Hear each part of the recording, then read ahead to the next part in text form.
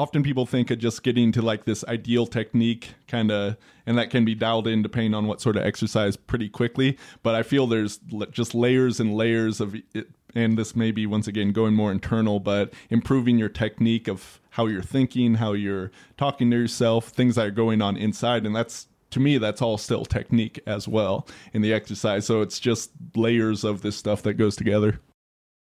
That was Logan Christopher, and you're listening to the Just Fly Performance Podcast. I'm your host, Joel Smith. Welcome to episode 187. Thanks for being here.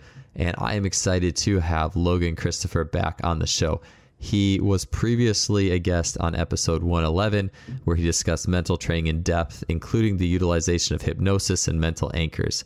Logan is a strongman. He is an author, two of the books of which are Mental Muscle and Powered by Nature, both fantastic. He is the owner of Legendary Strength and the CEO of Lost Empire Herbs. So speaking of the things that we talked about on the last episode, after that show, I don't remember how many months after it was, but I eventually ended up getting Logan's hypnosis tracks that he sells on Legendary Strength. And I got into some of his herbalism products, and using those, I had just turned 35, and using those alongside some other things like getting back on creatine again. And I was using PVC pipes for my feet, which really helped my Achilles tendonitis and allowed me to do some more types of jump training in addition to waking up my foot muscles. But within a few months of putting it all together there, I had reached a level of athleticism and strength that I hadn't seen in 5 years at the age of 35. And so, long story short, there's always just so much more out there that allows us to reach our potential. I think early on, we just look at training, but the older we get and the more experience we get, we start looking at the mental, emotional factors. We start looking at the diet. We start looking at the supplementation, and that's something we'll certainly get into. There was a lot in supplementation that I had no idea lying there in the world of herbalism. And so within the scope of that time, I was also looking through some of Logan's writings and his blogs, and I found this thing that was a 6-layered pyramid of factors that he felt contributed or were the most important things in contributing to athleticism and athletic performance and training. And at the bottom, the most important in that pyramid was mental, emotional, then followed by training, followed by sleep and recovery, then diet, then herbs and supplements, and finally spiritual elements. And so I saved that. I screenshotted that pyramid. I saved it to my desktop. And I was like, you know what? If nothing else, maybe I'll have him on my podcast again. We can chat again about this. But if nothing else, it was just this powerful, wow, here is a very simple but profound look at what really makes a successful training. And before the show, Logan and I were able to train, did some really cool things. He has a garage full of fun strongman tools. He was ripping card decks in like 6 different ways, and I couldn't even tear like 10 cards. It was really crazy, and he is a really impressive athlete in the realm of strongman. And we'll talk a little bit about a little bit more of that workout on the show, but the show itself is all about just that. It is talking and digging into Logan's pyramid of strength. I know we covered a lot of mental elements on last show, and we're going to revisit some of those and with some new insights there, and then get to the rest of that pyramid. And so this is just to show that I think it just helps us to take that 10,000 foot view at what are the things that really contribute to the success of a program. We spend a lot of time on the show talking about training, and importantly so, but it's also extremely important to cover all ends of the spectrum and to be able to zoom out and see things from a little broader view. So that being said, this was a really fun show. Hope you enjoy it. Let's get on to episode 187 with Logan Christopher. Man, so that was a gnarly workout you've took me through there, Logan. I've never had usually it's like chest and back day or legs day. That was neck and fingers or wrists. Neck and wrists day. That was with some cool abs in there. Yeah, we had some abs. Yeah, abs, you always got to do abs. Well, I don't really think in terms of body parts, so I have the few things I wanted to do, and you just like, you want to give these a shot, and that's what we did. Yeah, man. I even in like kind of going around the different tools you had in your home gym, it made me think of like every gym, even like a mainstream, a very proper like gym or sports performance gym should have something that's awkward, like something that is just weird and awkward and hard to handle or pick up. Like that red, that was like an anchor, or what was that thing? A big red. It's a anchor weight, so it was used with like ships or tying things down. It's just something my older brother, he found at a place, and it has handles. It kind of looks like a kettlebell, but it has these small handles, and 2 of them. Weighs about 150, 160 pounds. So we painted it red, started lifting it, and it's just a fun object. I think like almost like the color of it probably has an impact too, right? Like the visual thing. If it's red and it's gnarly, like I don't know if it was like pink, you couldn't paint that one pink. I mean, you could, but it's, you could. I mean, I've done some fun things. As for most guys anyway, at least like the color pink is actually going to weaken them. Like it's going to be a subtle effect, and definitely you could override it by not paying attention or whatnot. But the colors do have an impact, so that is worth looking at. Yeah. That's why the 1 in 3 pounders in the gym are always pink. Like it's not. And some kettlebells are pink too, but it's always like the lighter ones. Like the heavier ones are never the pink ones. Yeah, there's reasons for colors, so people should be aware of that. Yeah, I think it seems like that was the only reasonable. Maybe black. I could see black maybe being that too, but that's kind of I don't know. Red is definitely a perfect color for that. Well, thing. it just gave us a good name to give that big red. Like I've had that now for probably close to a decade. Don't use it all the time, but it's fun to bring out once in a while, and especially when a guest is over and what's this thing? Like, let's try picking it up in these few ways. Yeah, like can you can come to my house if you can clean this, or I couldn't press it over my head to save my life. But the clean, it was fun just figuring that out versus a typical Olympic. Right, clean. that's the beauty of odd objects, that's what I would fit in there. Like a barbell or a dumbbell, these are made to be lifted, and that's a good thing, right? We can maximize the weight that we use, and it's safe and balanced and whatnot. But odd objects, because they're not made to be lifted, they are odd. It takes more balance, so you're working different muscles, stabilizers, the grip changes, all these different aspects that makes it harder, but that means that your neurology is going to have to kind of work harder to do that. It's going to be strengthening those stabilizing muscles. It's going to be doing a lot more for the body just by going outside of the normal box. Yeah, it made me think about, I had Rafe Kelly on, like big parkour and movement guy up in Seattle about probably like 6 episodes ago. And he was talking about, I think Katie Bowman said it was kind of like if you just do one thing over and over again, you get a callus in a very specific spot, or your body becomes very attuned to one specific way of movement. And when I was, you had me trying to rip the card deck, and my grip strength is pretty good. Like for an average guy in the street, I'm quite a bit, I've closed the Iron Mind too and almost got the 2.5, not now anymore, but man, just those little specific points in my fingers, I could feel they were not strong in trying to accomplish that. As it reminds me of training as a whole. Like if we just do the same things in the gym and you're an athlete and you want to be robust throughout the gamut of things. So I think nothing almost reminds you of that more than trying to do something very subtle like rip a deck of cards in half, but even working with awkward things, it makes you appreciate all the other muscles and movements that are part of the whole system. Yeah, the human body is quite amazing. It can move in just unlimited number of ways, really, if you think of combinations with it.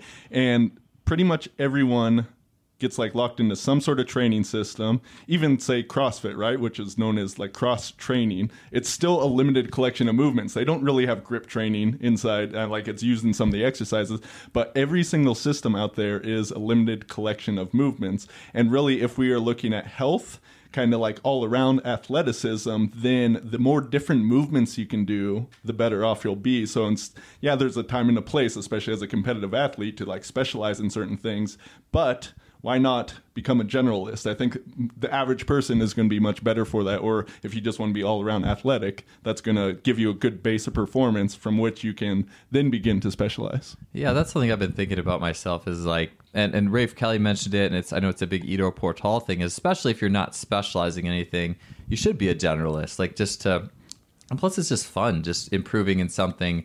You're able to improve in something more often too, versus, well, I've done the same lift for 20 years. And I mean, not that it's not admirable to keep working at that. I certainly keep working at that with various lifts and sprinting and jumping and all these things. But it's always fun to go outside of those boxes and just find like the little things you can always continue to improve in. And I know you've probably been rotating those things in routinely in your own training and regimen. Yeah, I'd say that's one of the principles I live by is rotation over time. So yeah, definitely you want to keep the foundation as a foundation, like the basic movement patterns of squat, pushing, pulling, whatnot.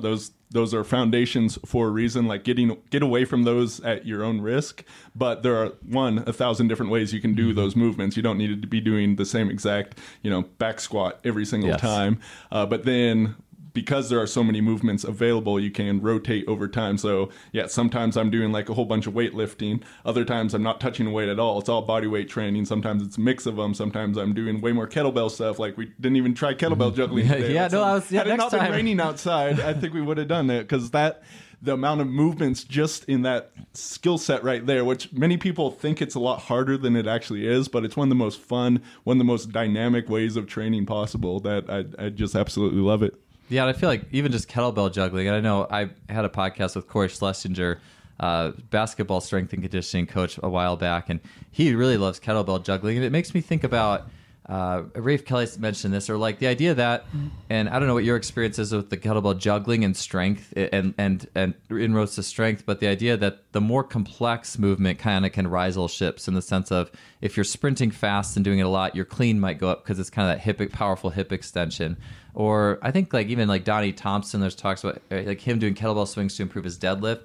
Did you feel like doing kettlebell juggling had any crossover to just any more sort of raw strength, or was that skill very specific to itself? I'd say it'd be hard to say, just because I have mixed and matched things for so long that I can't necessarily say that. I will say with kettlebell juggling, it's what I mean by it being dynamic is you are not only like swinging, like it's all built off of the kettlebell swing for the most part, which is a really great movement. Like Donnie Thompson, his deadlift went up, but you're not just doing it in this linear, manular, or I guess two-dimensional. With kettlebell juggling, very few training is actually three-dimensional, but kettlebell juggling is. You are launching, flipping, and catching a weight. So you're not only applying force, but then you are redirecting it. You are catching the force.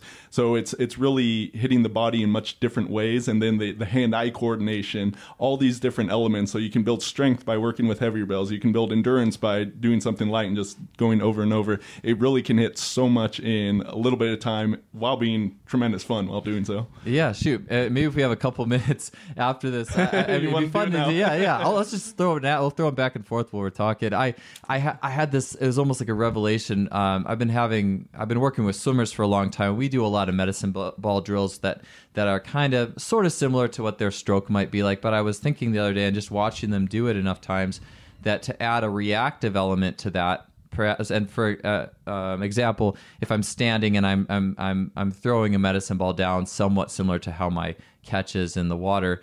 But instead of just throwing it down, when the ball bounces back up, hitting it with like the back of your hand to help it rise, and then your hand has to come around top real quick just to break that like slow, methodical, where you almost can get into a slow. It keeps it reactive. There's always like, and I think I got that idea too from seeing kettlebell. I think it was Mike Salemi in his kettlebell course, like doing like throw the kettlebell up and then try to tap it real quick, just like that reactive element of the bells. It's like you're more alive within the set too. It's less mundane. Yeah, the speed of not only hand reactions, but the kettlebell gets dropped, so foot reaction speed is also very good. I've never hurt myself in kettlebell juggling, despite doing it hours and hours, except for one time, and I was doing a pretty stupid move, hard to describe just by audio here, but a kettlebell cartwheel. So I was literally like launching into a side-to-side flip from a cartwheel. And I tried to do this with a 53-pound weight. Like I was pulling it off with 36.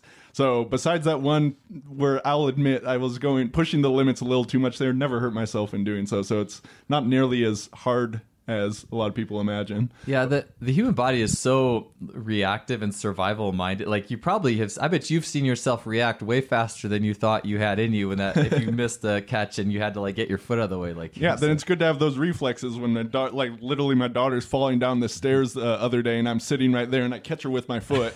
It was a good dad reflex moment. Yeah, thank you kettlebell juggling too for the foot. Yeah, no, that stuff is in you. It's amazing. Yeah. It just does make me think too, even training specialists, where it's like you have a sport and you're specializing, when you're doing the general work, if you just have athletes do one movement and they get overly attached to the general movement that's not their sport, I think that can be a bad thing too. And that's where cycling those things in periodically, just so you don't if you get too hung up on something that's not your top end sport, I think that can be a little damaging, because then you find yourself grinding too much on something that isn't quite as high in the transfer list. To be able to cycle those things in, keep it fun and fresh has always been. And then, So that's where it's just like working out with different coaches and getting ideas there, doing workouts with even odd objects from time to time. Yeah. It's always a really cool thing. What I'd say in addition to the general is whatever kind of movements you're doing in your sport, you're doing those a lot, right? There's going to be some sort of contralateral movement. So working the body in the opposite direction is generally going to, one, help balance the body out. Like you don't need to seek asymmetry, like exact balance. That's generally not going to happen. You don't want to be too asymmetric, but if you can do some opposite work, oftentimes people will find that helps kind of unlock the brakes for better performance. So finding, and there can be a bunch of things. So swimmers is often the arms overhead. So working in down low positions, there's a bunch of different stuff like that you definitely want to pursue, and that could form that base of other work. Yeah, like showing them the opposite, basically, to allow the body to have other options, be safe, and then you can go back to your work and just be better at it. Oh, absolutely, man. So one thing, Logan, that you posted probably a long time ago, like this pyramid of strength, probably like 4 years ago. I don't know. Something like that. Yeah. I saw it's been saved on my desktop for a really long time, just because I saw it, I screenshotted it. I was like, this is really cool. And I think that it's simple, but it makes all the sense in the world. And so you had listed this pyramid of things that it was basically like what is the basic underlying principle of strength and human performance. And then so I knew you had mental emotional being the base, training is the second layer, sleep recovery is the third layer, diet's the fourth, herbs and supplements is the fifth, and then the spiritual element being the sixth. So I'd love to, in our time today, I'd love to get through as much of that as we can. We could probably spend, each layer could really be a show or two, probably in and of itself. But let's talk about that. So first off, what led you to, what led you to put that down on paper? Like, what were some thought processes and ideas that led you to even create that? Yeah, I'm always trying to think through things, and the models that we have in mind. So this is a pyramid shaped model, but the models we have in mind kind of dictate a lot of what we are doing. So the actual behaviors that we're following. And I was just thinking about performance and what really makes the most of this. Obviously the training's super important, but I didn't even start with that as the base. I felt the mental emotional component because, we're thinking and feeling beings that involves everything that we're doing. And a lot of people, there's often like a cursory acknowledgement of like mental aspects of training, like, oh yeah, you got to believe in yourself and that sort of thing. But often there really isn't dialing into that and really kind of understanding that just the things you're thinking right before you do an exercise or a sprint or whatever you're doing are going to dictate your performance to some degree. So I think really understanding that, and even just going to a workout, going to the gym, you're taking your mood into that. You're taking your thoughts and feelings. If you get in like a huge argument, how many people are going to be successful in the gym after that? I'm guessing some people can like channel that anger into that, but other people, they're just going to be worthless for the moment. So there's an understanding yourself component of this, but then really being able to manipulate your state, your mood, and your thought processes, your visualization all throughout that. So I feel like that's such a huge component, whether or not people recognize it. Yeah, absolutely. And I know we'll get into as many of these as we can. I like the order of it intrigued me as well. If you would have asked me 5 years ago, me having never seen this pyramid, I probably would have put training on the bottom myself. It wasn't until I think the first iteration of that, I had that there. Then I was like, no, I think this actually fits at the base instead. Yeah. And I think that's where, I think the longer we're just in the physical training game, the coaching game, eventually there comes, I think, a point in our life where that switch happens. I think in all great coaches I've worked with and seen, I've seen that flip-flop exists, and that underlying layer. Even recently, in a lot of I work with like Dr. Tommy John and the Jay Schrader system, and the intention behind everything, the emotion behind everything, and I see it in training and I see it in athletes. I think it's so important. Well, how many athletes have said 90% of the game is mental, right? Yeah, and doesn't matter what sport, doesn't matter what we're talking about, they always say that because once again, it's pervading everything that you're doing. Like, you couldn't have a brain dead person even involved in training. So that's one of the reasons it's on the base, right? It doesn't work without it. Yeah. Oh, 100%. And there was somebody, I think it was when I was looking up, I was doing some research into auto-regulatory, like biofeedback deadlift training. I think Dave Delanov had talked about in a powerlifter named Adam Glass. And in this interview, Adam Glass said, well, if you're not strong, it's because you don't want to be strong. And that, it always sticks with me. And it honestly even sticks. And I look at times in my life where my lifts in the gym haven't been great. It's just because I've let them be that way. It's not necessarily, and maybe it was fine for that. But it's if I ever let it get to that point, it's because I was okay with that. And if I wanted to get strong, then I got strong. It's that. And well, we can look at that in a more kind of macro picture too. Like, you know, growing up, I thought I was just like, I was not strong at all. I did not have athleticism. Like, I was not born this way at all. And I was like the proverbial 98-pound weakling in high school. I played football, but was never any good. It was, you're not strong. Also, if you don't know, you have a choice to be strong, right? And that some people are gifted with this, right? We all have different gifts. We all have different weaknesses. So, but recognizing that you do have that choice and then can pursue it. So I've become a fairly well-known strongman for some crazy stuff that I do because I found that I could go in the gym. And for me, it was really the like crucible where I formed my character, like much more than just the physical strength that I've obtained by doing these sort of actions. So it's that choice to be able to do that and then go after it.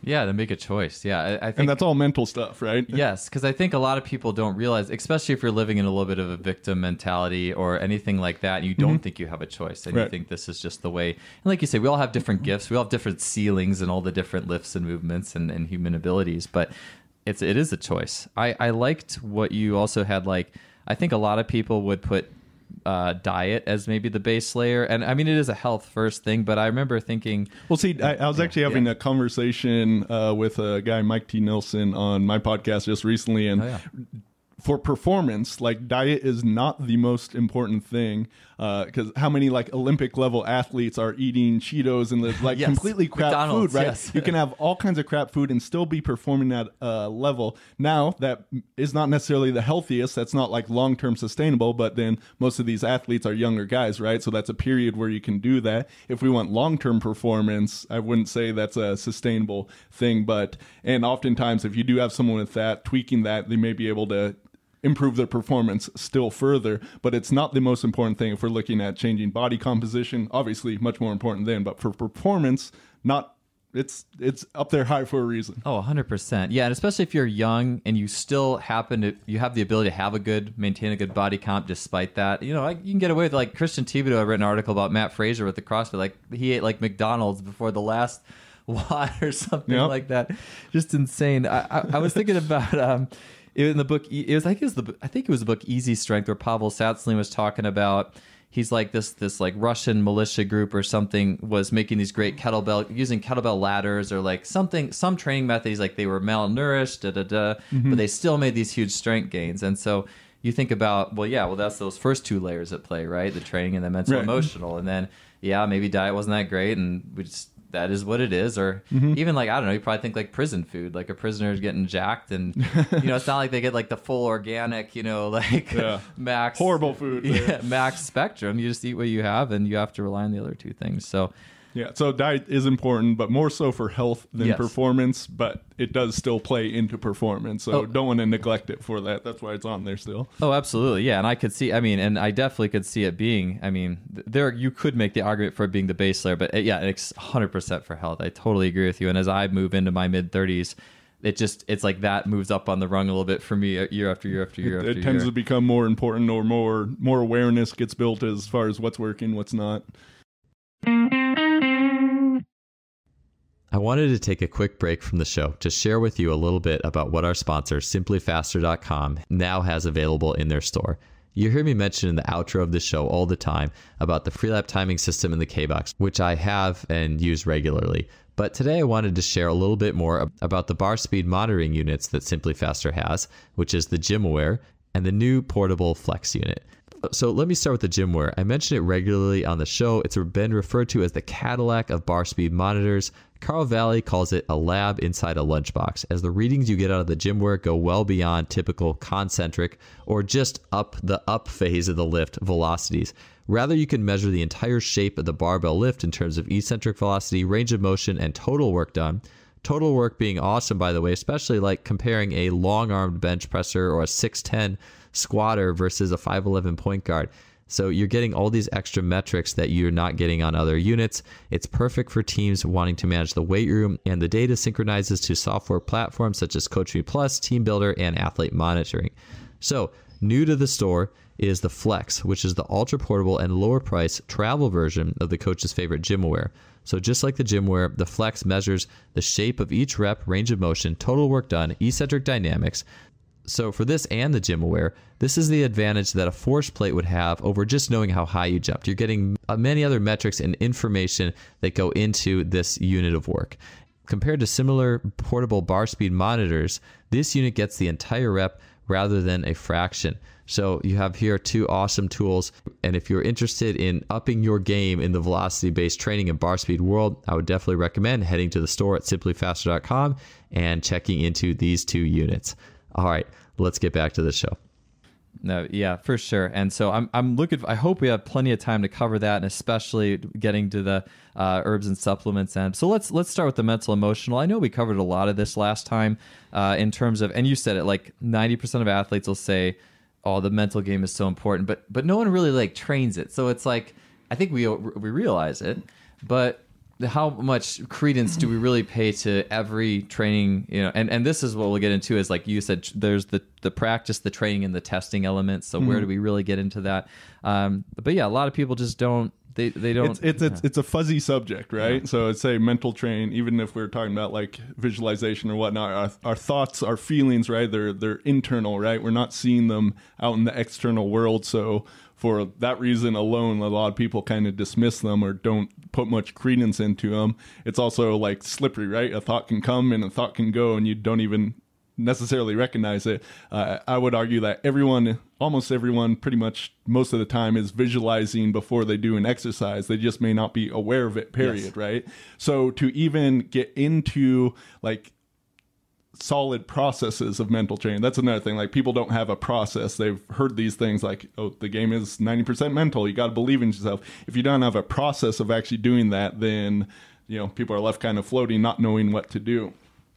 But with visualization, you got to learn these steps, and you got to have the awareness to even be able to get results from doing it. So you're visualizing, you're self-talking, but if you don't notice that you're doing those things, there's not much you can do with it in the first place. Yeah, I completely agree with the awareness thing, because like, people know it's important, but it's not really on that awareness radar yet. The older I've gotten, the more, especially for me, it's oftentimes basketball, because when I was in high school, I was the most hot and cold player in the world. Never was aware why, obviously. I didn't even think about it. It was just, oh, I'm shooting well now. Oh, now I can't make anything.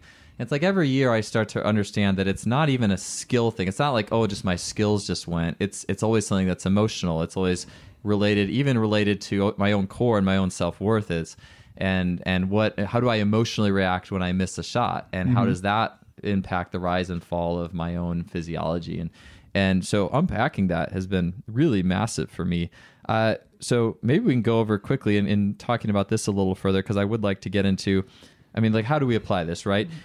What layers of awareness are we going to apply to every set we do, or every sprint we do, or jump, or skill point of acquisition? So we were in our workout, hand balancing, I think something we both mutually have done in the past. So a good point to do. And I know I went from, I think, 2 or 3 seconds my first few tries to, after a little guided session with you, I did about 15, and it was a profound change. But we also did a little technical work in there. Yep. So I think that's important. It's like, you can't just have every single set be like, visualize this. There has to be some instruction at some point as well. So, right. Well, there's technique in every sort of exercise. So I figured that was a good place to start. You came in and said, like, hey, let's work on handstands. Want to improve this a little bit. So let's start on the physical, the base, the training level, if you will, and just see if there's some certain things there. And the reason we want to do that is, of course, if we're visualizing after that, which is what we went into, want to visualize more of a correct technique, something that's more useful for the exercise itself. Yeah, because I was thinking, like, a lot of people listening to this too might be thinking, like, whether weightlifting or maybe sprinting, maybe there's some technical elements we want to work on. And then maybe towards the end, or once we get those are established and they're not maybe once it's out of your conscious mind so much a little bit where it becomes more automatic, then maybe this is the point where technique's you pretty blend it easy, all right? together. You're starting out and you're getting coached in a technique. After you've done that for a while, then it should be pretty automatic. Then we can begin really focusing more kind of inward, if you will, with the visualization, with the inside kinesthetics, the stuff that's going on. So yeah, in most places I would assume most of the people I'm working with generally kind of have a good or decent enough foundation of technique. There might be some minor things to tweak there, but then taking that focus from if you're focusing on where your balancing point or anything like this, you're not going to kind of have that same mindset as when you can go inward. Yeah, I was thinking it could be on almost a micro and a macro level. Like for us, it was kind of more towards the end of the training, the part of the training, or the middle to the end. I guess it could easily be. I guess it could easily be either, but then even the course of a week or a month, maybe you almost have, you think about the number of sessions you have where it's more technical, and then you have days that are like a testing day. You had mentioned where you're actually testing yourself. At that point, you probably don't want to be thinking of any It's like you want to be at the point where your subconscious blends it together, and that's where that stuff would probably really come out, I'd imagine. Yeah, and honestly, I think we could have started with visualization and then done the technique, and I think we would have had good results there as well. I think we're separating these things out, but honestly, like the visualization, I kind of see that as a technique component because often people think of just getting to like this ideal technique kind of, and that can be dialed in depending on what sort of exercise pretty quickly. But I feel there's just layers and layers of it. And this may be, once again, going more internal, but improving your technique of how you're thinking, how you're talking to yourself, things that are going on inside. And that's, to me, that's all still technique as well in the exercise. So it's just layers of this stuff that goes together. Yeah, that's a good point. I think about it too in the world of, and especially something, the faster the movement gets, like something like sprinting, for example, I think the more different techniques you'll see versus something that's perhaps a little bit slower. And I think about the idea of like the subconscious always knows the best technique in terms of what it's been given. And so I think that could be an important part of it as well. Just like to never get too far into perhaps a manufactured technique that isn't what the body could handle, and to always come back to, well, or maybe I'm getting ahead of myself, but even like establishing initial technique, I know like even just giving someone an instruction can be hard for the brain to process if it's trying to do a lot of things at once. So just it's all habit, right? Yeah. And you're going through this unconscious incompetency to conscious incompetency, conscious competency, then that whole thing, right? So you're going through these, and your conscious mind can only pay attention to 5 plus or minus 2 things at a time. So you don't want to be giving too much. That's why especially if it's a somewhat complicated move, you start with the basics, you let them work on that till that becomes automatic, that becomes habit, and then you do some tweaks from that point. And with visualization, you can be using this process in order to further refine the technique, because I found that visualization, a lot of people have heard myths that like habits take 21 days to become habit, right? Or 30 days, right? But really it's more a matter of repetition as well as the emotions driving into it. So I found using visualization, you can basically just be doing mental rehearsal. You get the mental repetitions, you can be wiring it into your neurology just by imagining it, not even having to necessarily physically do it. Although, of course, you should follow through with doing such a thing. Especially in training for like speed and power and strength, where there's longer rest intervals, as opposed to CrossFit, you have so much time to take advantage of in between these sets and doing those things. And visualizing the technique. I think we just don't, because it can be as simple as that. I just don't think we tend to do it. And like you said, with the awareness, I think a lot of people just crank the music. They try to find a feeling they want for the workout, which is fine. I think it's fine in a lot of cases. Well, it's state control. Music is used to control state, and it's a very effective method for doing so. Yeah, but it's just like if you want to like crack that plateau, almost, you have to find, and so that's really interesting what you mentioned with the habit change. So I think we were talking before, like you found ways to how fast, like you could just do it in a couple days versus the typical 30. I've literally felt like I've rewired habits in a single day just by a few different methods. It's a large kind of process, so can't really give the whole thing here, but the basics of it is using some visualization, doing some things to actually like take the values of that habit and really kind of drive them into that thing. So you're making something more valuable to yourself personally through emotional, like raising emotions. Yeah. So the analogy I use is a phobia, right? So most people don't think of phobias as habits, but a person with a phobia of spiders, they see a spider, they're not forgetting to go into a fear pattern in doing it. And oftentimes phobias come about because of a single traumatic incident, right? Yeah. So that is a habit getting installed in a single traumatic incident. It is the emotional fear that's driving it. So, do we want to use fear to drive all our habits? Not really going to help us in the gym so much. Yes. But can we take other emotions? Can we take our higher order values and really drive them into the thing? And I found methods of doing exactly that and then wiring it in through the visualization. Oh, absolutely. I've heard some really smart people say exactly the same thing with that, like the higher order emotions and what you're doing. It's just, that resonates really heavily. I just think it's really important stuff. One thing I do want to touch on, as long as we're talking about this with the mental, emotional, and we probably covered it last time, but if people don't remember podcast 111, just even what we went through in handstands. So I think you had me after some basic technical instruction, you had me visualizing, but then incorporating some other senses. So could you tell me a little bit about that process? Well, I'll say the take home for people listening, this is like the simplest kind of hack I have as far as visualization. Before you do an exercise, visualize yourself doing the exercise and then just make everything brighter, as if someone is turning up the lights in the room, but also like making the colors more vivid. So one person likened this to going from like standard definition to high definition. Just do this in your visualization and you'll often find you can do more, or it's easier doing whatever it is. That's like the simplest tip I can give you there. So we did start with that. And then I went into kind of the kinesthetic. So we use the word visualization, but that's really a misnomer. Our imagination, that's still coming from the same root as image. So these words aren't very good. It's more of a mental rehearsal. So we want to incorporate the different senses in there. So the three main senses by which we interact with the world is the kinesthetic, our tactile proprioceptions, our feelings, which this one's still muddy because we talk about external feelings and internal too. But then the auditory channel, what we hear, and then the visual channel, what we see.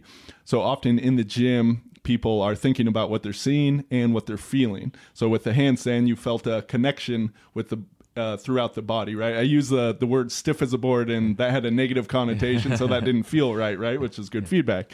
So we did that and just feeling that connection through the body, which is really important for it. Then I asked what you heard, and your answer was nothing. I wasn't thinking. That was off the radar for me. Yeah, and this is very typical, especially in gym stuff, which I do a lot of. It's the visual and the kinesthetic, no auditory, but the auditory is often there. So you can bring in music. Using that, even just internally, using that music to control your state can be helpful. You can. People have imagined like people around them cheering them on or yelling at them, depending on what motivates them, hearing their breathing. So different things we can bring this in that one, it's going to make it more real, but also add more energy to the visualization as well. I love that idea of, I've never heard that before. The idea of, first I'll proceed by saying this. I was feeling like benefit from the visualization and the making it brighter, but I felt like it was massively impactful when you asked me, what am I hearing? And I was like, nothing. And then I heard like a little bit of the rain outside. And to me, that was actually calming, because to me, it helped put me in the calm place to achieve balance, where I'm usually just like over the top. Like, I think I have a hard time finding that place. And so that was... Well, see, and that's actually probably like calming is probably useful for doing the handstand. Yeah. And that's the thing with visualization. You're going to want, although you may have like a quote unquote workout state, like kind of a general like amped upness, different activities, you're going to want different things. Some you're going to want to be like totally psyched up, like doing a short range partial. That's, the max amount of psyching for that is going to be very ideal. Whereas doing something like a handstand or something where flexibility is involved, that is going to be too psyched up. You're going to want to be more relaxed in doing it. So being able to manipulate what they call your arousal state in sports psychology is very appropriate. Yeah, I think that's a really great point, especially for a lot of getting outside the gym and getting into sports skills, or just skills, right? Like anything. And I even think something that's violent, explosive, like sprinting or various like dynamic sports skills.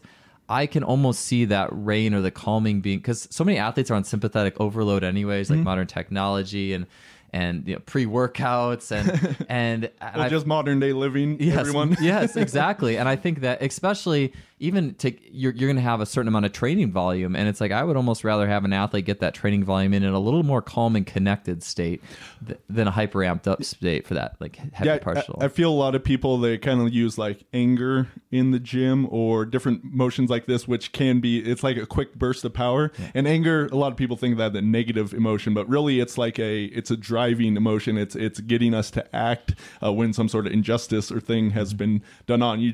It's good and useful. You just don't want to stay in that. So if you're using that as an emotion in the gym, you may be successful with that, but there's also a time and place to take like a more Zen-like approach and not being able to do that. And I think competition is great, especially like weightlifting competitions or strongman, because what is that? This is quick bursts of activity and then a lot of waiting around. So you need to be able to amp up when you need to amp up, and otherwise just relax yourself. And a lot of people aren't successful in competition because they don't have this state control, and many different tools from like hypnosis, there's tapping, there's all kinds of different things, playing with visualization, breath control, all these things that can really help manipulate the state. And that's going to be one of the best things for any sort of athletic success. I totally see that. And I think any strength coach who works with like a sport athlete, like a basketball, a football, whatever, is always going to be able to name those couple athletes, well, if not more than a couple, who are always in that sympathetic state, who are regularly trying to harness like an anger state, or a really like hyper aroused state. But the problem is when you get on the basketball court, that doesn't work. Those players, and I've talked with other coaches about this, those players are oftentimes really jumpy. They're not very patient. It's like you have to. And then get they'll burn themselves out, right? Yeah. Like adrenaline jump, and then you got no sustaining power. Yeah, and it's just they don't make good decisions, and it's just and if I've learned anything, and I think that's why I could often get in an up and down state in the skills or as a basketball player or anything like that, is I was great at going in the basement in my house and turning up the music and lifting a heavy weight, but I think that. Which I don't think is a bad thing for an athlete to do by any means. I think it's a good thing, but it's like, can you do that in a state that reflects the state you're going to be in sport, for the majority of the time. Can you take it up to 100? Can you also take it down to 0? If Yes. you can do that well, and the more and more control you can have of that process. So if you do have that argument with the wife or whatever, right, and be able to still like compartmentalize that and go and do the gym, like the more control you have of the state, the more successful you're going to be, not just in performance, I'd say in other areas of life too. So it's a constant practice. Like life will throw lots of fun tests at us to do this, but being able to work on this, to be able to amp up when you need to and be able to relax when you need to, those are two essential human skills. Yeah, 100%. How you do anything is how you do everything. And I imagine when you're doing kettlebell juggling versus heavy partials, you probably have a lot different visualizations and music and everything. I imagine like the heaviest of the heavy metal probably isn't, or maybe it is being played for the kettlebell juggling, but versus a heavier lift. Yeah, definitely. I'd say that like most psyched up states is like short range partial lifts. I find that works really good there. Otherwise, it's not so much anger driven. Even though I may be playing the metal, I just enjoy metal, so that doesn't necessarily put me in like a super amped up state. It's kind of like a relaxed but energized state for me. Yeah, I think different people would have a different response to metal music too. Some people walk in the door. It's all individual. like, I'm already stressed out. Put something up. Put some pop on or something. And I'm not going to listen to that if I'm like trying to do a stretching session, right? More like classical music or something like that. It's going to be much more suited to that. And I have literally like had times where I'm not listening to music, or I do change my music significantly if I'm rotating to some very different forms of training. You're listening to the Just Fly Performance Podcast, brought to you by Simply Faster. Oh, yeah, for sure. So would you say, just as kind of a generality, I think people who are doing like a wide variety of training means, just before every set, I guess just be doing something that's in those realms, like visual and say just visualization, brighten up the image, super simple thing. Notice if you're saying anything to yourself. Obviously, this is something where your beliefs are going to come across like, oh, I don't think I'll be able to pull this off. That's not going to be very helpful for doing any sort of lift or being successful in anything.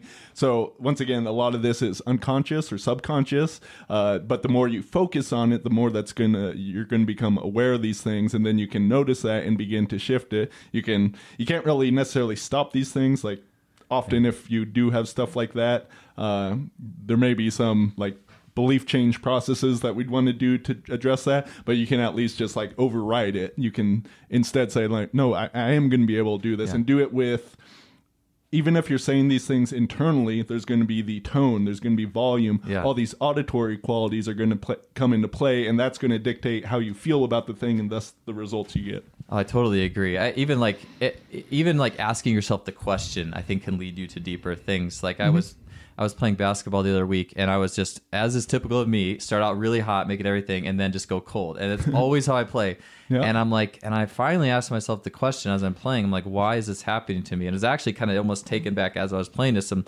times from my childhood, some beliefs that were imprinted on me on who I was as a result of sport.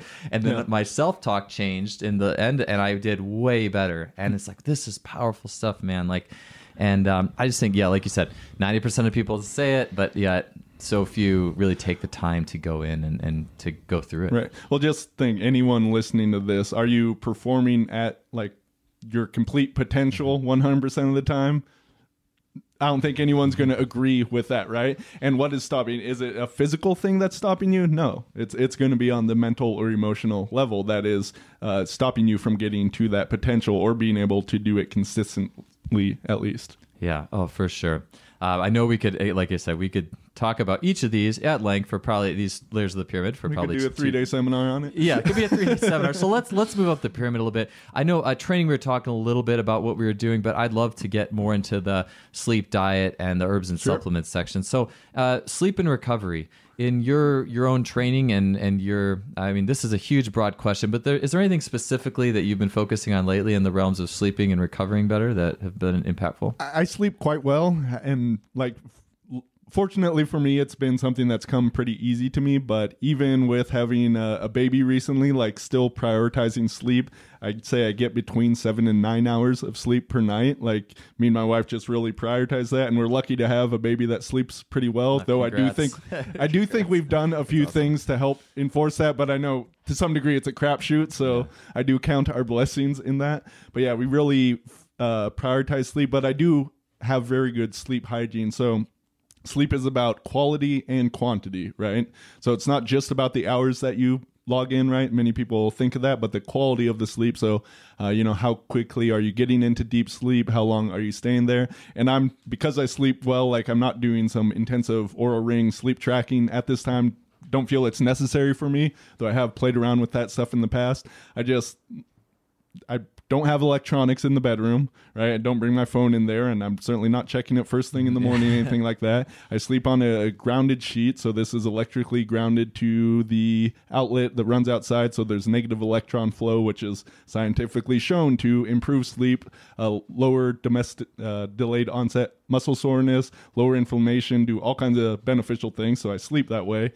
I just recently, actually, I've been shutting off the Wi-Fi in my house for a long time, but recently been shutting off the full power breakers, just so there's no less electrical pollution, because this is a subtle thing, but very well researched that this is having negative effects on us humans. Subtle things. Some people are canaries in the coal mines for this, so electro hypersensitivity. But everyone is being affected because this stuff is triggering things happening on a cellular level in us. It just may not come out as a problem many years down the line until that time. So I'm doing all these kinds of things to really help reinforce having good sleep. And it's very important, because everything you do in the gym, like that is just the trigger. It's the body's own recuperative processes, which that comes to diet, that comes to sleep, comes to how well balanced are your hormones. That's going to really be you coming back bigger, stronger, faster. 100%. And to me, it always is cool to see like coaches, sports scientists, or people who have tons of education. It just, a lot of times on their messages just comes back to sleep. Like, this is so important. And it impacts everything. Yeah. Oh, 100%. And I definitely, even through, going through the having children myself and seeing how the swing of sleep. And for me, it's actually, I think, been more thing where it's kind of caught up to me. Like, it's like, I felt like I could train through some periods where it wasn't as great, but it's almost like I just eventually, it's like I was taking it on the credit card, and then I found a period where I had to pay it back, and this trade was not going good. Yeah, I'm blessed to work from home and run my own businesses. So even though I do wake up early in the morning, like by choice, I go to sleep bed early, but I can modify my sleep schedule. So if my body needs more sleep, I'm going to stay in bed longer. Like I don't have a set get up time. So I'm able to, that's why I say between 7 and 9 hours. Sometimes I'm feeling more rested. I'll be up earlier, stay up a little bit later. So I have roughly equal go to sleep and get up times, but variable. Yeah. And I think that's important. So some people are going to need like more specific times, and that's really going to help them because getting into the routine of it. But I feel I can have that flexibility, and that helps with the flexibility of recovery demands from my workouts. Yeah, for sure. And that's one thing, especially with me kind of hitting the wall. I feel like I turned 36, and then a few months before that, I was kind of hitting a little bit of a wall. And that was one of the first things I had kind of gone to was how can I make my sleep better? Mm-hmm. And so to kind of summarize, no technology in the bedroom or before, like turn off your phone well before bed. You had said electron or grounding. And that's one thing you said too that I think is really cool. That really is like almost like the theme of this whole show is it's the subtlety. Like, right? Like so much of our society is, it's got to be big. It's got to have a big effect. Just like, and I know we'll get into this regular, the hyper caffeine pre-workout supplements versus herbalism, which we'll get into in a bit. But I just feel like so much of this is our just like coming back to being the human being and all the little subtle things that come with it that our body is naturally engineered to do, where we've just modern society just takes us out of it. Right. Well, I've been thinking about, so on the subject of habits, right? So sleep as a habit, right? It's something we all engage in, but how we go about that process. So there's kind of like the large category of sleep. Then there's all these small things that fit into it that we're doing regularly. So like one of the other best things for sleep that not many people are doing because of our modern lifestyle is one of the best things that you do is like first thing in the morning or sometime in the morning, go and get actual sunlight into your eyes, just get the ambient light. So many people are staying indoors all the time, and I'm one of them. I'm indoors most of the time, but having that light that is triggering serotonin, which later turns into melatonin. So this helps regulate the daily cycle of the sleep-wake cycle by having that environmental signal of the sun, which us humans have always had for as long as we've been humans, and even before that we've only gotten away from in modern day living. This is one of the best things that's going to help regulate the hormone cycles and everything that goes along with sleep. So we have to look at, kind of the big things, but also then like, how can we change our environment? So I don't have to do anything to really have that electrical grounding on my bed. It's there. It's part of the environment, and it's just helping reinforce the things. So what big and small things can you do? How can you tweak your environment? How can you make it all better so that you really have a solid base of habits around this one subject we call sleep? Yeah, and it's almost like a rule of thumb. It's like the more like camping it is, the better. The closer you get to camping, turn off the phone, turn off even the Wi. And when you first said Wi-Fi, almost the one thing I was thinking about was like, well, just don't be on like social media, but more than even like the electrical radiation. Well, it's a stack of things, right? So the blue light that's coming from our devices, trying to avoid that before bed, but also understanding the electrical signals. So if you can shut off your Wi-Fi, your neighbor's Wi-Fi is probably still affecting you unless you're in a rural area. But then can we go a step further, understanding that there's wires that are, even if they're wired properly, like still ambient amounts of that electricity is getting through, and it tends to be actually right at the line of where your head is at in your bed. So recognizing these different things and just doing them, and it takes the tiniest bit of work to go shut off the power breaker and then turn it on in the morning, but really not much. So why not do it? Yeah, I think that's one of those things, especially the phone and electronic stuff, is like that habit that the faster that I think athletes and people who are training and anybody can get to doing that, the better. And I know that's been something that I remember when I first started this whole website, like almost 10 years ago, I was starting, I would write from like 9 to 11 because I was so pumped up about it, and then drink a bunch of coffee in the morning. And it's like, you can only sustain that for so long. Now, if I have my computer on after 8 o'clock, I'm just like, I try to like light a candle and then just kind of like totally chill out. And then maybe this will lend us a little bit into some of the diet, herbs, and supplements area. But is there anything from a supplemental herbal perspective that you also use to help prepare yourself to get a deeper, more restful sleep? Not personally, once again, because I don't feel I need it at this stage, but there's a wide range of things. My wife, who does unfortunately not sleep quite as well as me, she does take a number of things. Sometimes melatonin, that works really great. This is a hormone in the body, and ideally I like to get to the point your body should be releasing enough melatonin, it's taking care of itself, but there's a time and place to supplement with that. And it's also like a master antioxidant, very anti-cancerous, so probably not a good thing to be adding from time to time. If I take melatonin, though, I'm so groggy in the morning. That's the thing, like sleep herbs or whatnot, because am good on the sleep, it'll just kind of like be too much for me. She's been taking CBD a lot lately, and that's working. I know that's one of the trendiest things in the herbal world right now, but a lot of people are having great results from doing so, or, you know, even smoking the real stuff, that people are having good results. And a whole bunch of other herbs. There's kava, valerian, hops, blue vervain, a bunch of different things, ashwagandha, that can really help support the sleep. So a lot of people say they've tried all kinds of things and they have barely even scratched the surface of what's really available out there. Tons of supplements and herbs out there. Yeah, I'm sure there's, you know, what about like, I mean, just like a basic like tea before bedtime. I'm sure that's pretty, you know, par for the course for a lot of people. Right? Yeah, definitely sleepy time tea, all kinds of different things, and that can be good. So understanding that there's the like physiological effects of these, but also the routine of it can be a very important part. So similar to how music will put people in the state for the workout. One, you could use music for this too, but just the pre-bed routine, getting into that becomes the habit that triggers your body and mind, everything to get into that mode, rather than going like, I've been scrolling on Facebook for 2 hours, I should try to go to sleep. Not the best way to do it. 100%. Yeah, it's almost like that tea can, or whatever, it could be almost like the anchor. It's like, okay, tea's out, you know, technology's off, Wi-Fi's off, like caveman it up, you know, for a little bit. Yeah, it's state control. So the same things we were talking about with competition. Just there's a whole bunch of routes to this. Anchoring is a whole big subject, but there are many things. So the tea is a simple way to do that. All right, man. All right, so let's get into. I want to have plenty of time for this. So herbs and supplements, and obviously we're talking about the subtle versus, you know, we live in a society that's like, how much caffeine can I put in this pre-workout? How much beta alanine so my face has you know? And I went through. Actually, it's funny you mentioned Mike T. Nelson. He was on the show, almost 3 years ago, probably talking about how the supplement companies, I think he was putting beta alanine in supplements. If not like a big part of that to be so you feel it in your like face. Like we have to, it's like, how desensitized are we becoming, and how much more caffeine do we have to put in all these things to get a rise? It's just crazy, man. So tell me, I know Lost Empire Herbs. Tell me about, long story short or short story long, herbs, the role of herbs versus supplements, or both in training and performance. Right. So a little bit about how I got into this. As I mentioned before, I'm not naturally athletic or strong. So as I started pursuing being a strongman, I was looking for an edge. Wasn't going to take steroids. You know, what else was out there? So this got me into mental training, studied hypnosis and neurolinguistic programming. So all these different fields.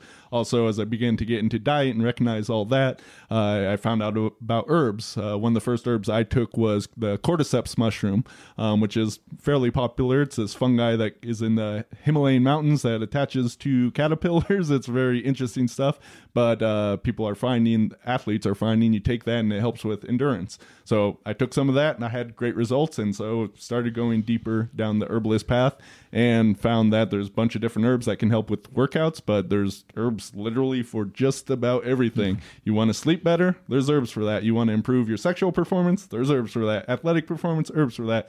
Cognitive improvement? There's herbs for that. Whatever you want, there are herbs across this world that do that sort of thing for you. So, it's a very fun subject, and literally just people have forgotten about herbs. When I say the word herbs, like it's a weird word to people. They think that I'm talking about cannabis or like culinary herbs like rosemary and whatnot, which rosemary is great, but I say that these are not your grandma's herbs. Like there's some very potent extracts and things that can do a lot more. So I often use the term performance herbalism, right? So if you want to perform better, whether this is sleep or in the gym, there are herbs for doing that. Yeah, I think even like herbs, it's like maybe people think about like, you know, commercials like Herbalife or, you know, like something that's very, I think like the one thing that I've noticed in working with your products is like, it just seems very organic, like very, you know, you can like smell it, and it's like, it's like this literally just came from the earth. Like I can smell this. This is not like the shilajit, literally. Yeah. And so that's the thing you're talking about, the beta alanine and how much caffeine in there in order to like have something people can feel. And the reason they're doing that is people think they're feeling something, which is good. So we try to focus on herbs, and not all of our herbs are like this, but a lot of them, they're potent extracts, and we source very good quality stuff that people actually notice a result from doing so. So one of your favorites you were saying is the Phoenix formula. Many people take that and they notice they have more energy, right? So how many supplements are you taking? Because most people take supplements on faith. They heard it's good for them. Yes. They heard it's supposed to do something. And so they take it and they're like, yeah, I don't know. And then maybe they try it again if for whatever reason, right? If they continue believing in it. But we really wanted to focus on things that people actually have a tangible, feelable effects with. And then that's going to show you just how powerful these herbs actually are, which is, like I said, such a forgotten part of our world. Yeah, and I'll say the Phoenix formula itself, and you'll have to remind me what all is in there. All I remember 100% is there's ants in here. Yeah. And I remember I took a tablespoon of this, and this coincided, and I'll link to this. I was trying to get off of I'm trying to lower my coffee intake, and because I just think it's so easy to just and this is the same thing with training, like we get desensitized to everything over time, so we have to do more. And some of my podcasts I talk about, like even in training athletes where we give them everything too early and there's nowhere to go. And it's almost like it becomes that way. I think some supplements and pre-workouts, like, well, I just got to take more caffeine. One of the things I hated about caffeine or supplements or pre-workouts, and even to a level, even just doing coffee in the morning, is you always have to do a little bit more, or you have to always do it to have that feeling. And the more like chemical pre-workout I took, I also found there was a really big gap that started to show up between my training and my competition. Like it used to be when I was in college, I didn't drink coffee. I didn't do any pre-workouts. I didn't even. They didn't exist back then. Yeah, no, and it's funny because there was Ultimate Orange and like all this old school stuff, and there was this one thing it's called Power Drive, I think. And I think it had some stuff in there that might even be NCAA like not approved now. Like this was like in 2005, and I would take it for competition, and I definitely felt like it helped, but I would never take it during training. Well, one, I was a poor college kid, and I didn't have money to have this for everything. But as I got older and I had more money to spend on these things, my training, it took my training up. But then I found when I went to compete, that like extra surge of adrenaline wasn't really there. Like it's almost like that. It's like both ends kind of met towards the middle, where training went up a little bit, but competition started to go down.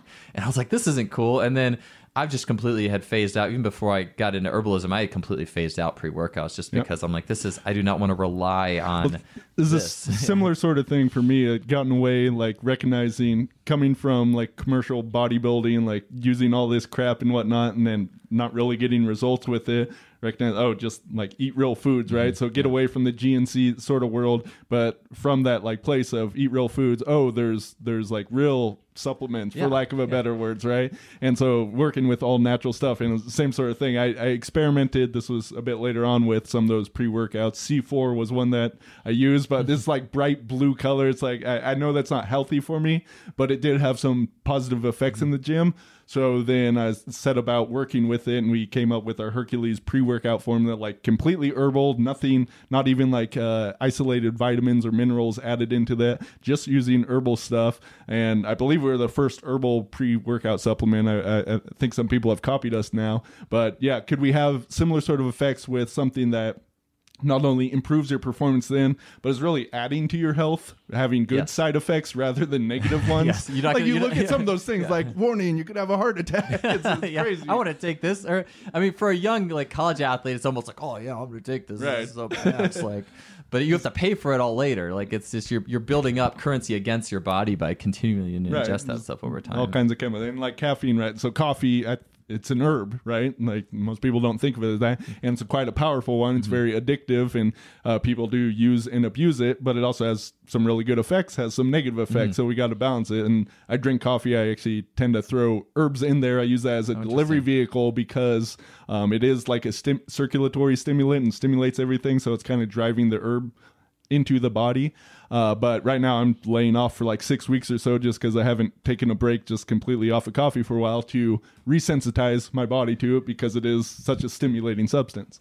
Oh yeah, I mean I do about like a cup of. I've definitely taken my coffee way down in the morning, because just like that, I felt like I was becoming so desensitized. Where if you have it, you're not really even feeling that first cup. Right. Physiologically, you have definitely desensitized yourself to it, and so that was a big reason I wanted to get on the herbal train. And so It was crazy, man. Like even like getting off of coffee, and I'd been off of pre-workouts for a while because I'm like, I forget this stuff. But even just doing like the first time I took the Phoenix formula, I took a lot because I'm like, all right, if I'm gonna take this, it was just my mentality. I took like a tablespoon, but I felt like this good like dose. this buzzing through my whole body. I never would have thought I would have got that from just a mixture of herbs. Like it was like I remember 2-3 minutes after I'm sitting out in my backyard, I'm like feeling this little tingling. I was like, this is really cool, and I never felt that before from, I mean, it's just totally different. It's like a subtle little energy you feel throughout your whole body rather than this more jolty type vibe. And that largely is the ant for whatever reason. Like, it's weird. Okay. So it's a polyrhicus ant. Certain type of ant species has been used a long time in Chinese medicine. We have an extract. There's not like antlers or antennas or legs you're going to find in the powder there. But a lot of people, most people that take that feel like usable energy from it right away. Then there's also the shilajit, which is like working on your mitochondria and your cells and everything. So a couple different things in there, but the ant tends to be the part that gives the energy feeling. Yeah, that's like the beta alanine. That's the Chinese beta alanine. Yeah, maybe I'll use that. The Chinese beta alanine. I like it. Yeah. So, and I will say too, like, so, I mean, obviously I started using this stuff, but I noticed, and I did start taking creatine about the same time again, because I hadn't taken creatine in a while. And, you know, there's always many factors at play, but and I was using your hypnosis stuff too. So I was like, I just got on the Logan train with all this stuff, but I got a lot stronger within a couple of weeks. Like my lifts were up like at least 10 pounds. And I was like, there's something to this stuff. And I just felt like even like going to the herb, just like the level of the cell, like building the athlete from the level of the cell outwards. Cause I don't think you really market that as like a purely as a strength. It's just isn't like a holistic health and energy more. Yeah. The Phoenix formula is what we call the rejuvenation formula. So the myth of the Phoenix is the firebird that, you know, dies in ashes and then it's reborn from the ashes. So the idea is we're kind of doing that for your health. It's really focusing on some deep level stuff within the body to kind of reignite that health. And like people tend to have this belief that things go downhill as they get older, that their energy is going to go away and not going to have great workout results. But I think the truth is that's kind of our birthright. We should have great energy basically up until the point we're dying and then die, and it should be a relatively quick process at the end. We should be able to have like strength throughout our life. So instead, as my good friend Peter Ragnar says, time is not toxic. It's not the time itself. It's what happens over that time, which is largely, if we're talking about like nutrition, the lack of certain micronutrients, then the addition of toxicities. And we can even look at this across like mental, emotional levels and whatnot. So if we can really kind of fill in those gaps in that first place, then that just natural energy is going to flow much better. Oh, 100%. I love that subtle natural energy. It's like once you start becoming more friendly with it, it just is so much more powerful. So for people who are just like, you know, don't even know where to start with all these, because like there's a million herbs, or maybe not a million, but there's a lot. Like, I mean, where do you even, and let's just talk for, I mean, like I said, I'm sure you'd agree, like the link between the health that you get from them and your manifestation, your athletic performance would be profound. But in terms of like the big rocks, like for an athlete, if I'm just looking at big rock herbs, like what are some like pillars that you think are just for the average athlete that would be things to look at? Yeah. Well, I'll point out, if you guys want to head to lostempireherbs.com, we have a new herbal quiz. So you'll see buttons for that right on the top. And basically it asks like, what are you interested in? Is it athletics or sleep or whatnot? And based on a few different questions, depending on the category, it will narrow you down to a recommended herb on our website. So I'm really happy about having that, because for the longest time, it's been like, show up the website, never heard of any of these things. Where do I start? It's one of the biggest questions we get. For athletes, I mean, specifically if you're looking for performance, I would head straight to our Hercules pre-workout formula. So this is a little bit similar to the Phoenix. A lot of people have enjoyed the Phoenix as a pre-workout just because it has that ant in there, has that energy stimulating thing. But the ant and the shilajit are also in the Hercules. And yeah, that stuff just is amazing. I feel personally taking that, it improves my like capacity to do work.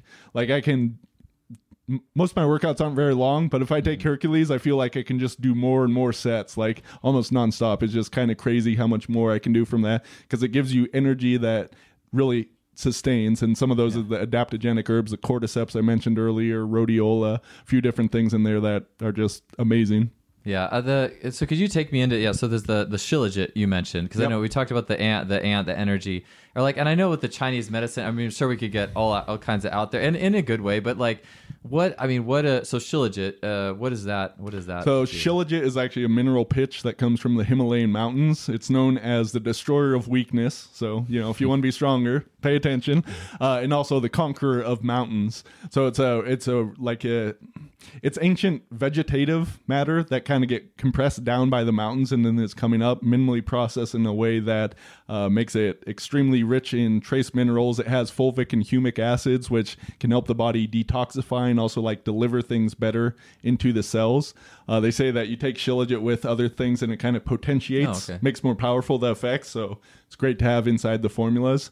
So that's a little bit about it. Yeah, so that's what the formulas just really make it simple, like rather than kind of we have a lot of single herbs, so you absolutely can play with single things, but our formulas are popular for a reason, where they're built around like specific effects people are going for, and they deliver on them quite well. I imagine with the whole herb thing too, and that's the one thing I noticed, and yours is the only herbs I've really taken. Like I never even really thought about this stuff till probably our first podcast together. Yeah. But I feel like the sourcing has got to be so critical, because there's probably a lot of herbs that, just like organic food, right, or the nutrient delivery or anything like that. Mm-hmm. So if people are looking like how does the sourcing of all this play in? Yeah, the sourcing is really important. There unfortunately is a lot of crap out there in supplements, herbal and otherwise, right? And how many companies can you actually find details on this? Like you're mentioning taking creatine, and apparently there's some kind of sketchy processes that are used to create that. So I haven't looked too deep into that, but a friend was telling me about such a thing, so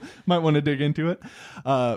With our sourcing, so we do get our herbs from all across the world. Kind of depends where we can find the best source. The shilajit comes from, it's more of an Ayurvedic medicine rather than Chinese medicine. So we have suppliers in China, in India, some in the US, South America, Europe, like all over, because we use all kinds of different herbs.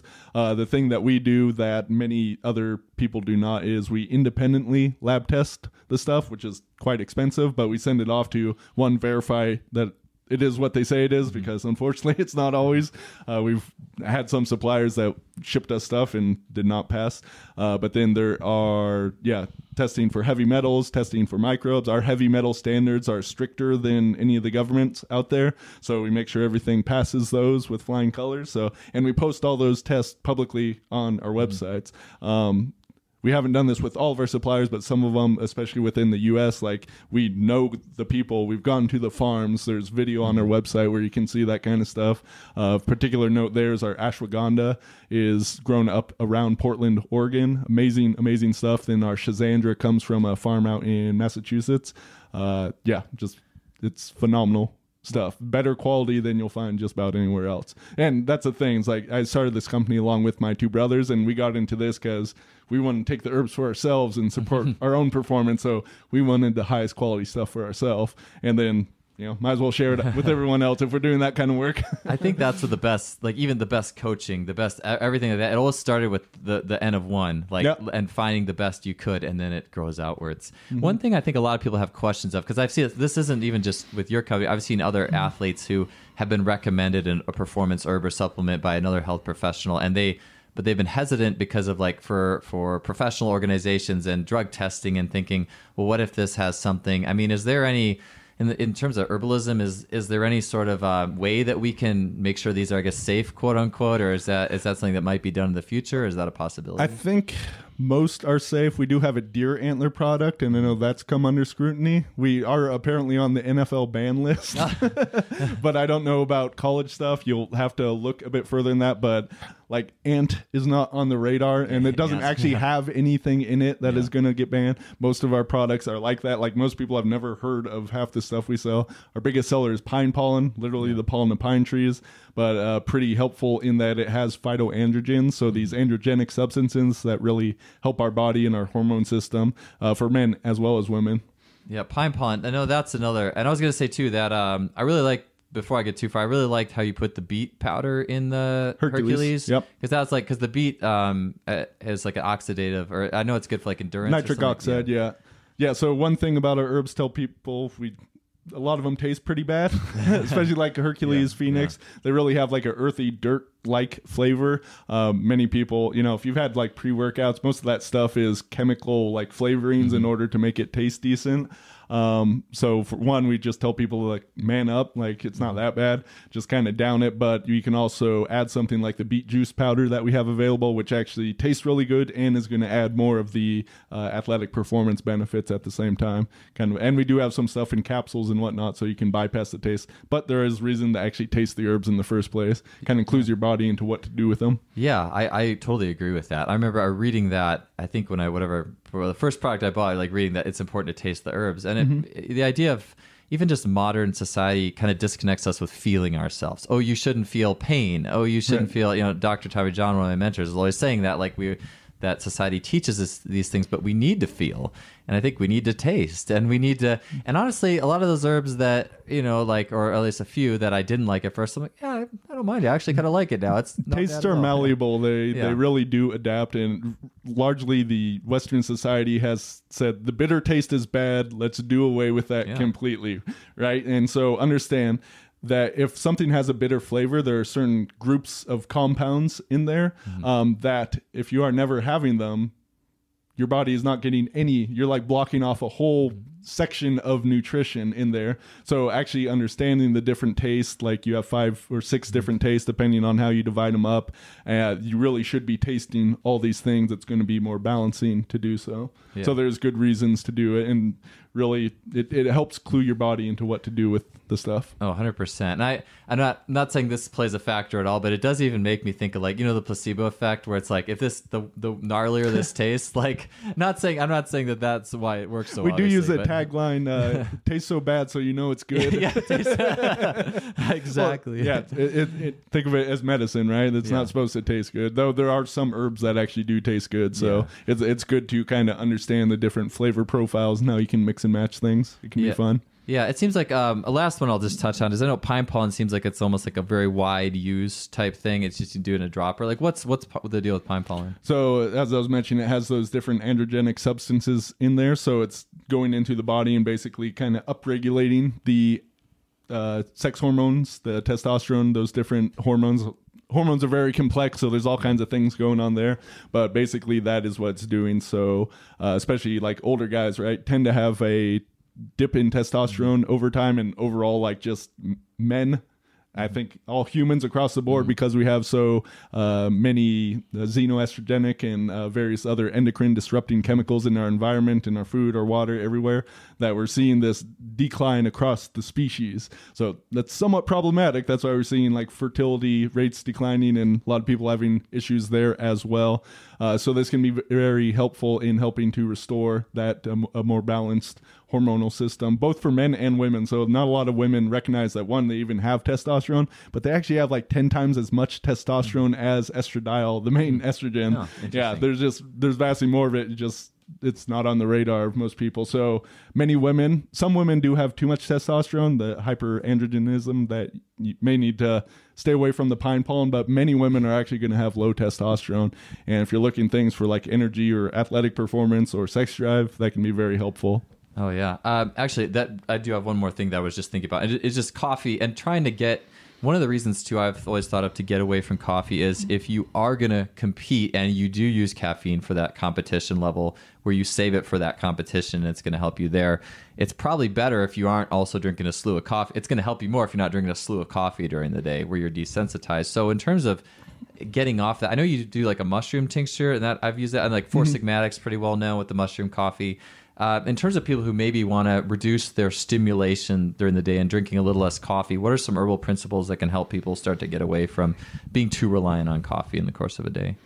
Yeah, I'd say definitely like easing back, or there can be a time and place to go cold turkey with it. There's I make a kind of a faux coffee drink that I do. I use a product called Dandy Blend, which is roasted dandelion and chicory roots. I think barley may be in there. So a couple different things, has an earthy flavor. Then I'll throw in some different herbs. I like Hoshu Wu in the coffee. So this can be done with coffee or without. I'll just mention the few herbs I use. Hoshu Wu, chaga, which is one of the mushrooms, has a real good flavor. And actually, just like chaga tea by itself has somewhat of a coffee-like flavor. Then also Sustanch, which is another great like performance herb. So those are the ones I add in my coffee, but I'll also throw them in this faux coffee drink. Maca can be a great one in there. So you can just kind of mix and match and make a similar.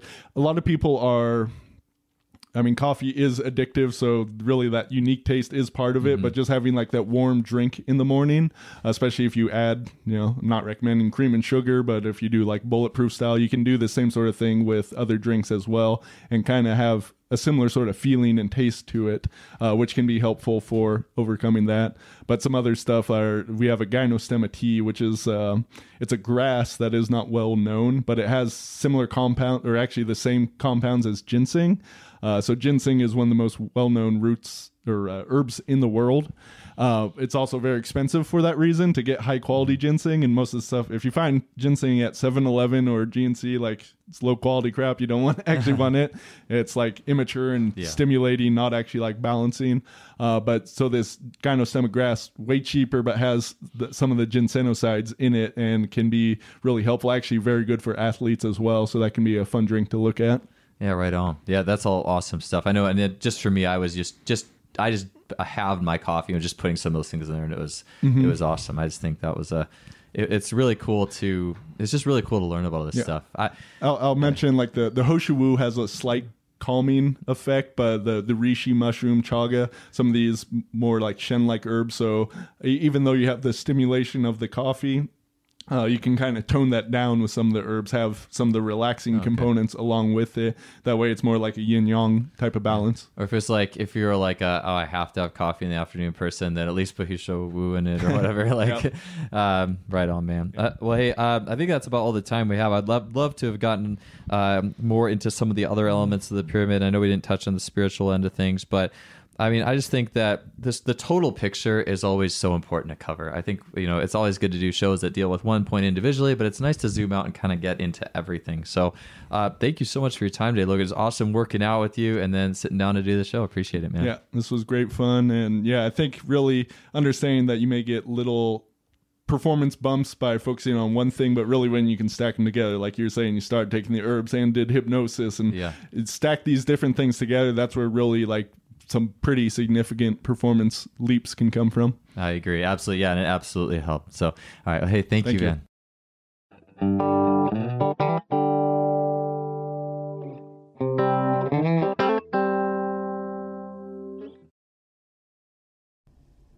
Well, that does it for another show. Thanks for tuning in with us. We appreciate you listening. If you enjoy what you're hearing, definitely check us out or leave us a review, rating on iTunes, Stitcher, whatever you're listening to.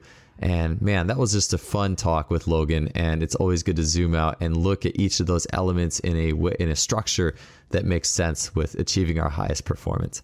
As always, don't forget to visit our sponsor, SimpliFaster.com, suppliers of high-end training technology, and check out their blog and their store. They just restructured the format of their website, and it looks amazing, so check out what they've done, and be sure to support them. They've been an awesome support of us and what we do. All right, that does it for this week. I'm signing out. We'll see you next one with another great guest.